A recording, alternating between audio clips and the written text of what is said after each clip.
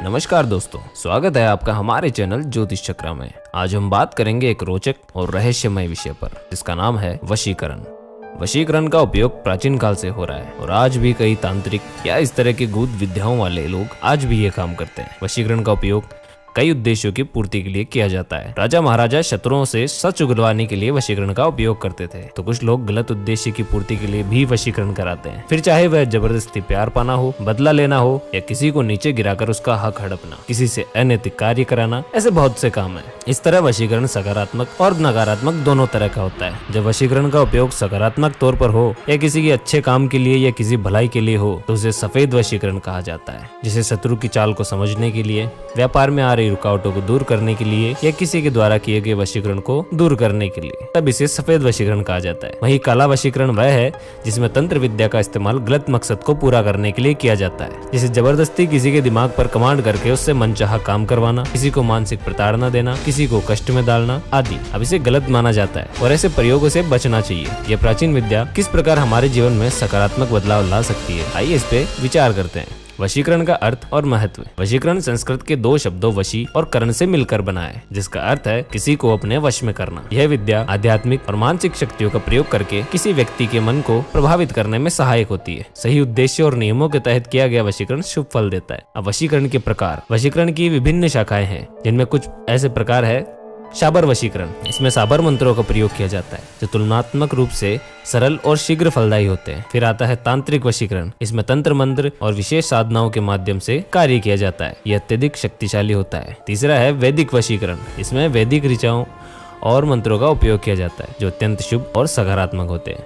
अब वशीकरण के प्रभाव और सावधानियां। अगर वशीकरण को सही तरीके से किया जाए तो इसके कुछ लाभ इस प्रकार है कि संबंधों में मधुरता आती है, जीवन में सकारात्मक और आत्मविश्वास बढ़ता है, दाम्पत्य जीवन में प्रेम और विश्वास बढ़ता है। लेकिन सावधानी भी जरूरी है। अनैतिक कार्य में इसका उपयोग नहीं करना चाहिए। मानसिक और शारीरिक संतुलन बनाए रखना आवश्यक है। आध्यात्मिक गुरु की सलाह के बिना इसका प्रयोग न करें।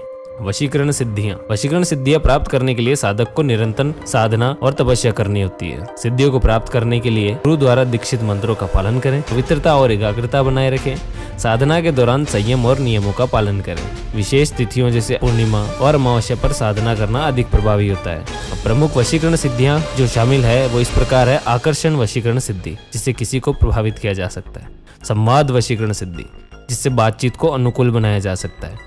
शत्रु वशीकरण सिद्धि, जिससे विरोधियों को नियंत्रित किया जा सकता है। वशीकरण के दुष्प्रभाव और इससे बचाव। गलत तरीके से वशीकरण करने के क्या क्या परिणाम हो सकते हैं। इससे मानसिक अस्थिरता, कर्म बाधाएं और नकारात्मक ऊर्जा, संबंधों में असंतुलन। अब इससे बचाव के लिए हनुमान चालीसा का पाठ करें, महामृत्युंजय मंत्र और गायत्री मंत्र का जाप करें, माँ दुर्गा और भैरव की नित्य पूजा करें।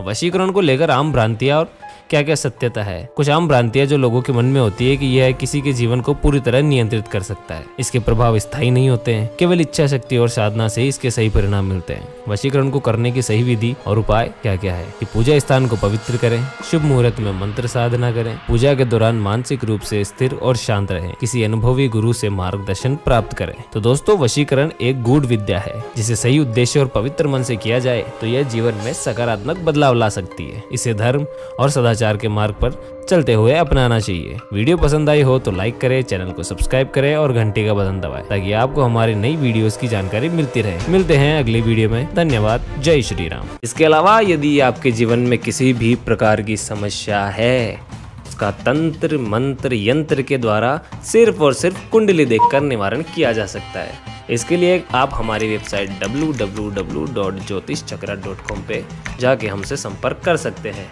इसके अलावा आपकी स्क्रीन पे जो मोबाइल नंबर लिखे हुए हैं, आप सीधा उनसे भी कांटेक्ट कर सकते हैं। बाकी की वीडियोस और आगे के अपडेट्स जानने के लिए आप हमारे इंस्टाग्राम चैनल को भी फॉलो कर सकते हैं। आज की वीडियो में इतना ही। तब तक के लिए जय श्री राम।